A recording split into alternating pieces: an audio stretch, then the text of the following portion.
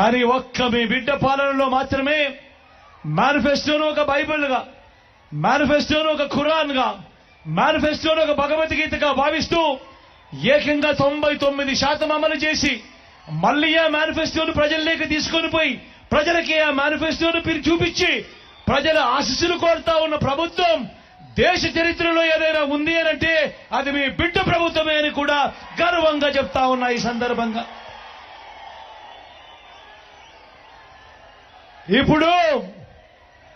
ఇప్పుడు మీ బిడ్డ గడగడ చెబుతున్న మచ్చుకు కొన్ని పథకాలు, గడగడ మచ్చుకు కొన్ని పథకాలు చెబుతున్నాడు. మీరే ఆలోచన చేయండి. ఇవాళ మీ బిడ్డ చెప్తా ఉన్న ఈ పథకాలు గతంలో ఎప్పుడైనా జరిగాయా, గతంలో ఎప్పుడైనా చూశామా అన్నది మీరే ఒక్కసారి ఆలోచన చేయమని కోరుతా ఉన్నా.